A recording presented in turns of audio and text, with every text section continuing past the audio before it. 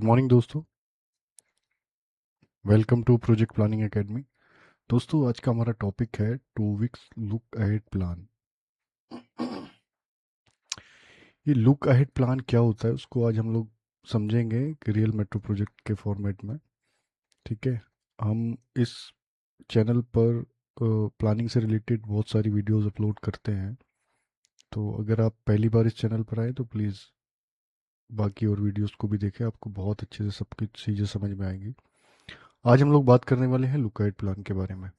तो क्या होता है, चलिए इसको समझते हैं।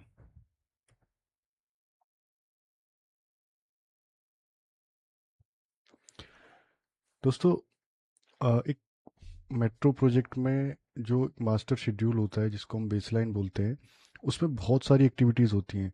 The metro contract program has 4,000 activities spread over 36 months. The execution team cannot open Primavera every morning to find today's work. Site need one simple answer: what happens in next 14 days, front by front. The answer is the 2 week look ahead plan. हमको next 2 week में 14 days में हमको क्या काम करना है, वो हम कैसे पता लगाएंगे, क्या उसके क्या तरीके होते हैं, उसी को लुक अहेड प्लान बोलते हैं। 2 वीक लुक अहेड प्लान। ये ज़रूरी नहीं रहता कि ये 2 वीक का ही रहे, ये 3 वीक भी हो सकता है, 21 डेज जिसको बोलते हैं, 30 डेज भी रहता है। ठीक है। और 3 मंथ्स का भी रहता है। लेकिन मेनली जो साइट पे फॉलो होता है 2 वीक्स का ही रहता है, क्योंकि 2 वीक्स में हम अ, अच्छे से प्लान कर पाते हैं कि हमको नेक्स्ट 2 वीक में क्या करना है। ठीक है। आगे चल के देखते हैं। जैसे हमारा कोई प्रोजेक्ट है दोस्तों, मेनली मेट्रो का जो प्रोजेक्ट होता है उसकी ड्यूरेशन 36 मंथ रहती है, जनरली जो रहता है। उसके ऊपर भी जा सकती है, 52 मंथ्स, 52 मंथ्स या उससे भी ज़्यादा हो सकती है। जो बड़े प्रोजेक्ट होते हैं उनकी ज़्यादा रहती है।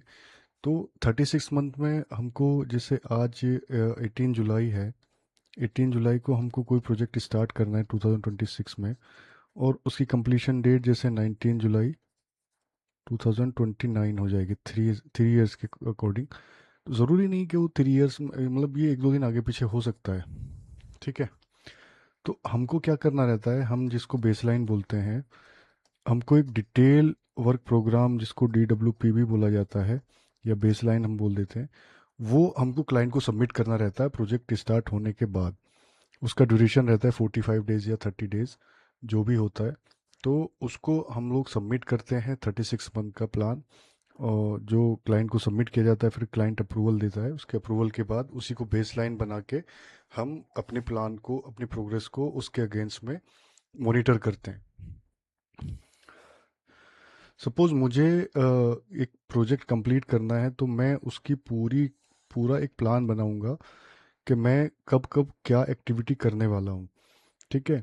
मेरे पास सपोज मुझे 6 किलोमीटर या 10 किलोमीटर प्लस 12 मेट्रो स्टेशन का एक प्रोजेक्ट मेरा है, तो मैं इसको कैसे कंप्लीट करने वाला हूँ, मुझे एक प्लान बना के सबमिट करना पड़ेगा, मुझे पूरा प्लान बनाना पड़ेगा, जिसको हम बेसलाइन प्रोग्राम बोलते हैं।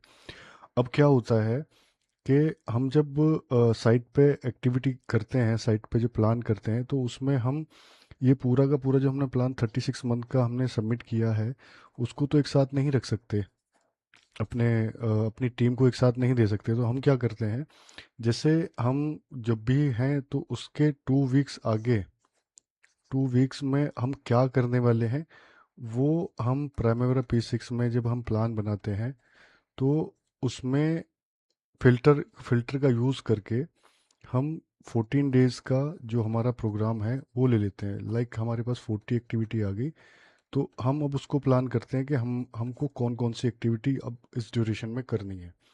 ठीक है। तो उसी को लुक अहेड प्लान बोलते हैं। जैसे क्या होता है मेट्रो के वर्क में, 10 किलोमीटर का प्रोजेक्ट है, तो इसको हम सेक्शन वाइज भी डिवाइड कर देते हैं। ठीक है। और स्टेशन वाइज भी हम लोग इसको लेके चलते हैं कि भाई इस स्टेशन से इस स्टेशन तक एक हमारा एक सेक्शन है। उस सेक्शन वाइज एक अपने मॉनिटर के लिए अपनी सहूलियत के लिए सेक्शन वाइज में उसको सेक्शन में डिवाइड करके चलते हैं। तो उसी को हमको कैसे करना है, क्या हमारा प्लान हमने जो बनाया था उसके अगेंस्ट में हमको कैसे आगे काम करना है, हमारी नेक्स्ट एक्टिविटी आने वाली क्या है, उसी को उन्हीं सब चीज़ों को देखने के लिए हम लुक अहेड प्लान का यूज़ करते हैं। जो प्लान हम लोग बनाते हैं स्टार्टिंग में, जो हमारे टेंडर में भी दिया रहता है। अब तो बहुत सारे टेंडर्स में P6 को मैंडेटरी कर देते हैं कि भाई हमको P6 में प्रोग्राम चाहिए, प्राइमरी और P6 में। पहले अभी भी MSP में भी बहुत सारे प्रोजेक्ट के बनते हैं। MSP माइक्रोसॉफ्ट प्रोजेक्ट इसको बोलते हैं, इसकी फुल फॉर्म है। तो इसमें भी प्रोग्राम बनते हैं और जो प्राइमरी P6 है इसमें भी हम लोग प्लान बनाते हैं। जो प्राइमरी P6 है ये थोड़ा लेटेस्ट है। इसमें प्लानिंग, बड़े प्रोजेक्ट की प्लानिंग अच्छे से हो जाती है। इसमें हम रिसोर्स एलोकेट कर सकते हैं। अ, हम अपनी बजट उसमें अपलोड कर सकते हैं, बजट डाल सकते हैं। वो सारी चीज़ें एक लंबा प्रोसेस है। जब हम प्राइमरी P6 की आने वाली वीडियोस कवर करेंगे तो उसमें आपको डिटेल में समझाऊंगा मैं कैसे हम लोग प्लान करते हैं, कैसे रिसोर्स अपलोड करते हैं। अब के लिए सिर्फ हमको लुक अहेड प्लान ही देखना है कि लुक अहेड प्लान हम लोग क्यों यूज़ करते हैं। ठीक है। जैसे what is look ahead plan, जैसे मैंने आपको समझाया था, जो हमारा मास्टर शेड्यूल है उसमें 4,000 प्लस एक्टिविटीज़ हैं 36 मंथ के लिए। ये 4,000 से भी ज़्यादा होती है, 20,000 भी पहुंच जाती है, 25,000 भी हो जाती है एक्टिविटी। जो हमको क्या होता है, छोटी छोटी सारी एक्टिविटीज़ को प्राइमरी P6 में हम लोग प्लान करते हैं कि भाई हम साइट की क्लियरेंस कब स्टार्ट करेंगे, साइट पे बैरिकेडिंग कब लगाएंगे, हम लोग अपनी ड्राइंग सबमिशन कब करेंगे, ड्राइंग अप्रूवल कब लेंगे। वो सारी एक्टिविटीज़ उसमें हमको प्राइमरी P6 में रख के चलनी पड़ती है। तो उससे एक्टिविटी बहुत ज़्यादा हो जाती है। तो सारी एक्टिविटी को तो हम डे बाय डे हम लोग ओपन करके नहीं देख सकते। तो इसलिए जब फिल्टर लगा के हम लुक अहेड प्लान बनाते हैं तो 40 या 100 एक्टिविटीज़ हमको 40 डेज़ के लिए मिल जाती है। वही इसमें सब चीज़ के rolling extract the master program, refreshed every week, verified with the front in charge what is real possible on ground। ठीक है। यही है कि हमारे पास क्या अभी पॉसिबिलिटी है, क्या हम लोग ग्राउंड पे भी वर्क कर सकते हैं। Carries resource constant, no just dates, that is the real power. हम रिसोर्स हमारे पास क्या है, रिसोर्स हमारे पास क्या क्या है, हमारे पास आने वाले कंस्ट्रेंट क्या क्या है साइट पे, वो सब चीज़ें इस लुक अहेड प्लान जब हम लोग फिल्टर करके निकालते हैं तो उससे हमें पता चलता है कि भाई हमको ये एक्टिविटी का इस सेक्शन में हमको इस सेक्शन में काम करना है, इस आईडी पे ग्रिड पे काम करना है, और ये हमारे पास आने वाले कंस्ट्रेंट है साइट पे। जैसे एक एलिवेटेड मेट्रो प्रोजेक्ट का corridor 12 kilometre plus 10 metro station का हमने एक एग्जांपल लिया है। 4 फ्रंट्स, हमारे पास सब structure, super structure, station enabling, ये हमारे पास काम है। लुक अहेड प्लान का एक एग्जांपल देखा है भाई, 13 जुलाई से 16 जुलाई तक का हम लोग प्लान करके चलते हैं। 14 डेज हो गए मतलब। What goes inside column by column, उसमें क्या होता है, एक्टिविटी आईडी रहती है, डिस्क्रिप्शन रहता है, लोकेशन एंड फ्रंट रहता है, क्वांटिटी, स्टार्ट फिनिश डेट रहती है, डे बाई डे 14 डेज में क्या हम लोग करने वाले हैं, मैन पावर, इक्विपमेंट क्या क्या हमारे पास है, कॉन्स्टेंट ओल्ड होल्ड पॉइंट्स हमारे क्या क्या है साइट पे।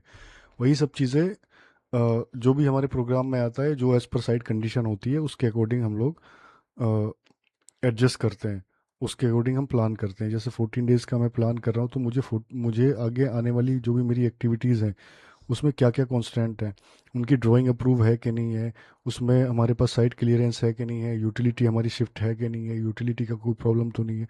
ये सारी चीज़ें हम लोग देख के चलते हैं।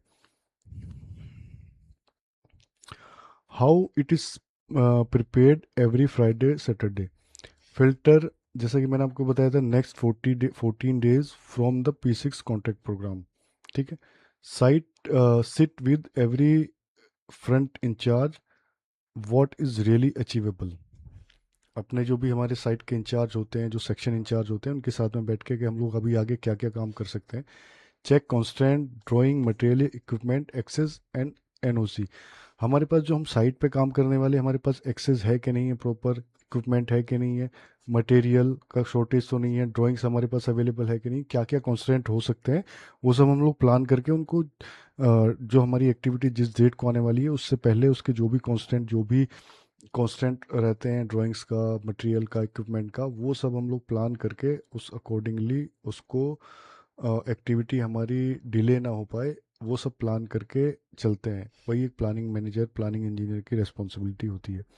Balance resource, man power, equipment, clash between front, कि हमारे जो मैन पावर है, इक्विपमेंट है, फ्रंट के बीच में क्लैश ना करें, वो सब प्लान करना पड़ता है।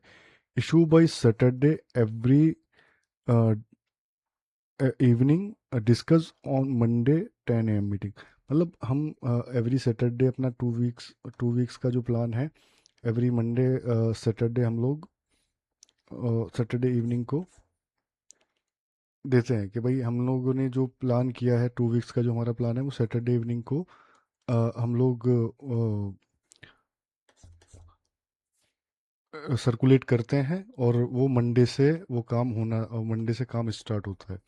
सपोज हमारे पास हम मंडे सैटरडे को अगर हम लोग किसी प्रोग्राम को बना रहे हैं, तो वो मंडे से कंसीडर किया जाएगा।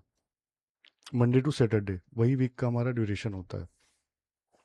कंसीडर संडे भी रहता है, मेट्रो में संडे की कोई ऑफ नहीं रहता, बहुत काम चलता ही है संडे को भी, लेकिन संडे को हम लोग कंसीडर नहीं कर रहे।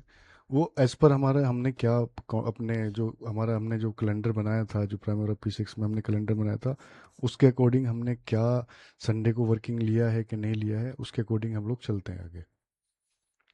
The constant column where planning in respect, हमारे पास कांस्टेंट को सबसे ज़्यादा इम्पोर्टेंट देनी चाहिए। कांस्टेंट हमारे क्या क्या कांस्टेंट साइट पे हैं।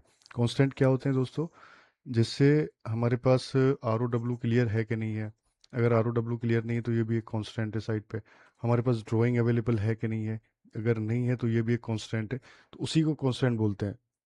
जैसे स्पान 47-48 का हमको इरेक्शन करना है 6 डेज, ओनली 5 ऑफ 8 में से 5 हमारे पास जो सेगमेंट है वही कास्ट है कास्टिंग यार्ड में, ठीक है। तो उसको अलर्ट करना है आज के दिन।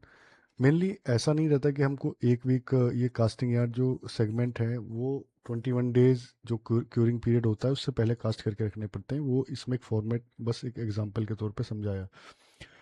एलजी शिफ्टिंग अगर हमको करना है तो पुलिस एनओसी हमको लेनी पड़ेगी, जो भी लीगल अथॉरिटी होती है, लोकल अथॉरिटी, उनसे परमिशन लेनी रहती है। Station 5 column roof GFC not release reminder to DDC.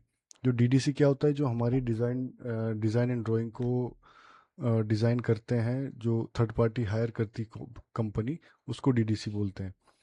Barricading R O W not handed over raise to client letter on record, हमारा आर ओ डब्ल्यू हमें अभी हैंड ओवर नहीं हुआ है, उस पर हमें काम करना है, तो क्लाइंट को हमको उसको लेटर सबमिट करना पड़ेगा कि भाई कहाँ कहाँ से हमारे पास ये हमारा एक चैनेज होता है।